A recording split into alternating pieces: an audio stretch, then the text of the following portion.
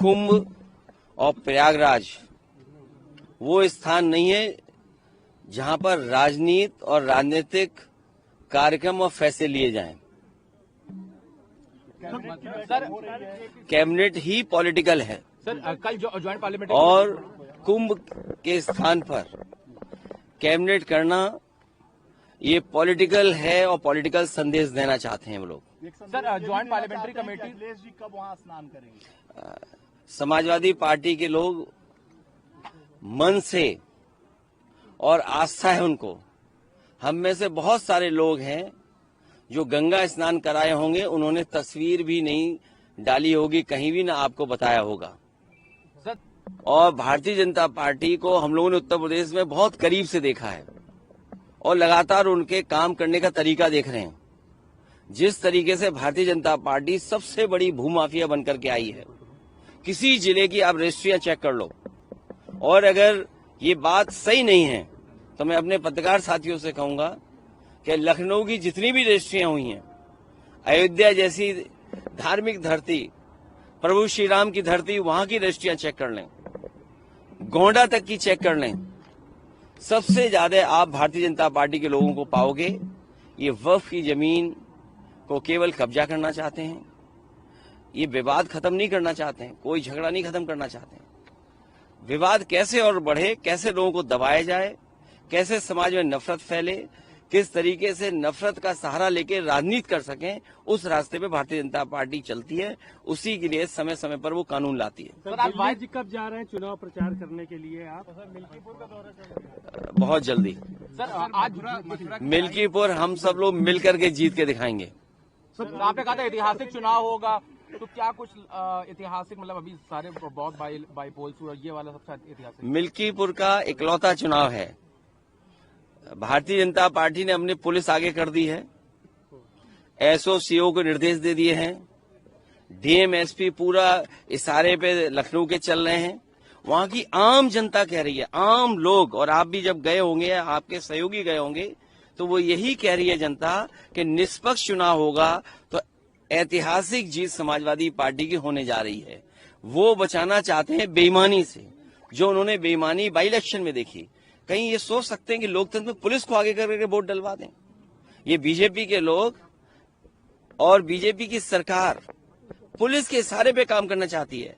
हमें कहीं से डेटा मिला था और उस डेटे को मैंने ग्राफ में कन्वर्ट कर करके मैंने ट्वीट कर दिया, सोशल मीडिया पे डाल दिया।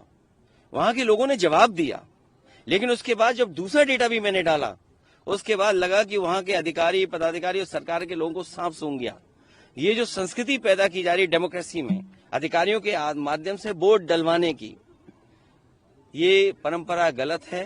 कल को दूसरी सरकार आएगी और अगर इसी रास्ते पे चलेगी तो मुझे लगता है कि बहुत सारे इनके नेता वोट भी डालने नहीं जाएंगे। सर, केंद्र सरकार पे आरोप लग रहा है कि प्लेसेस ऑफ वर्शिप एक्ट पे वो जान के रिप्लाई फाइल नहीं कर रहे सुप्रीम कोर्ट पे, ताकि हियरिंग डिले हो सके। देखिए, प्लेसेस ऑफ वर्शिप एक्ट और जो हमारा संविधान हमें जो रास्ता दिखाता है, हमें सभी धर्मों के बराबर सम्मान करना है। पंथ निरपेक्ष, सोशलिस्ट, ये देश तभी है जब हम सब धर्मों का सम्मान करें, और यही हमारे संविधान की मंशा है कि हम सब धर्मों को सम्मान करें। लेकिन भारतीय जनता पार्टी कुछ न कुछ ऐसा काम समय समय पे करती है जिससे समाज में नफरत फैले, क्योंकि उन्हें बेरोजगारी पे चर्चा नहीं करनी, महंगाई पे चर्चा नहीं करनी, जो दुनिया में हमारे देश की बदनामी हो रही है उस पर चर्चा नहीं करनी, जो आर्थिक स्थिति आज है, आपका रुपया कहां पहुंच जा रहा है, बड़े पैमाने पे बेरोजगारी है, उस पर वो चर्चा नहीं करना चाहते हैं। और इन पर तो कोई ठोस बड़ा काम भी नहीं है जो दिखा सकें और जनता को बता सकें कि हाँ, ये उनकी सरकार में काम हुआ है, जिसकी वजह से जीवन में बदलाव आया है लोगों के। दिल्ली चुनाव चरम पर है, आप कब जाएंगे, क्या होने वाला है? दिल्ली में हमारा समर्थन आपको है, इसका मतलब ये मत निकालिए कि हम कांग्रेस के विरोध में हैं। सर, बीजेपी लगातार इंडिया गठबंधन उसी के साथ खड़ा है जो भारतीय जनता पार्टी को हरा रहा है। सर, भाजपा के लोग पहले बाबा साहब का अपमान किए, फिर उन्हीं से जुड़े हुए लोग पीडीए के जितने भी महापुरुष हैं उनका अपमान कर रहे हैं, नेताजी से लेकर तभी बाबा साहब तक सबका अपमान जिस तरीके से हो रहा है देश में, इसको आप कैसे देख रहे हैं? जिसकी जैसी संगत होती है उसके वैसे विचार निकलते हैं। ये उनके अंदर के विचार निकल रहे हैं। सोचिए उनके सगे साथी और कैबिनेट के लोग कैसे होंगे। एक तो कैबिनेट जो कुंभ में बैठ रही है, एक दूसरी कैबिनेट भी है जो आप लोग जानते हैं, उसी के ये साथी लोग हैं। सर, आज वाइस प्रेसिडेंट का एक सेशन था, उन्होंने यूनिफॉर्म सिविल कोड और इमिग्रेशन पे कहा कि जिस तरह से इमिग्रेंट बढ़ रहे हैं और यूनिफॉर्म सिविल कोड अभी जैसे उत्तराखंड में लागू हो रहा है तो बाकी पूरे देश में होना चाहिए, संविधान में इसका प्रावधान दिया हुआ है, धनखड़ जी ने कहा। देखिए, उन बातों पे चर्चा नहीं करनी चाहिए। अभी अमेरिका ने जो फैसला लिया है कि जन्म से आपको नागरिकता नहीं मिलेगी, तो सोचिए कितने भारतीयों को वापस आना पड़ेगा जो पीढ़ी दर पीढ़ी वहां रहते रहे हैं। अगर कहीं ऐसा फैसला हो गया कि अमेरिका में रहने वाले भारतीय वापस आएंगे तो ये सरकार क्या करेगी? उसमें क्या कर रही है सरकार? ये बड़ा सवाल है जो आने वाले समय में बहस का मुद्दा बनेगा। इसलिए जो देश के सवाल हैं, असली सवाल है किसान की आय दोगुनी क्यों नहीं हुई, बेरोजगारों को रोजगार मिला कि नहीं मिला, जो फौज में भर्ती हो रही है आधी अधूरी नौकरी वाली, समाजवादी लोग कभी स्वीकार नहीं कर सकते। तो ये तमाम सवाल हैं जिन पर कोई चर्चा नहीं कर रहे हैं। और सबसे बड़ा सवाल तो उत्तर प्रदेश में आया कि भ्रष्टाचार चरम सीमा पर है। आप लोगों को इतने पैकेज मिलते हैं, उसके बाद भी आप खबर दिखाते हैं। मैं आपका धन्यवाद देना चाहता हूं आज कि इतने पैकेज के बाद भी बहुत सारे साथी कहीं न कहीं सच्ची खबर दिखाते हैं कि भ्रष्टाचार सरकार में कितना है। 2 दिन 3 दिन बाद हर दिन दिखाई देता है इनके विभाग कैसे लूटे जा रहे हैं, कितने लूट हो रही है इनके विभागों में, ऊपर से नीचे तक।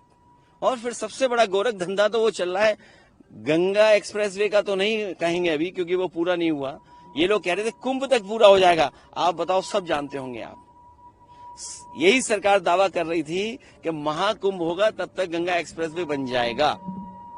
पूर्वांचल एक्सप्रेसवे में जो लिंक जोड़ा है गोरखपुर, उससे बड़ा गोरख धंधा कहीं नहीं हुआ होगा जो वहां दिखाई दे रहा है। 22 में बनना था, आज से नहीं बन पाया। 7,000 करोड़ की योजना है।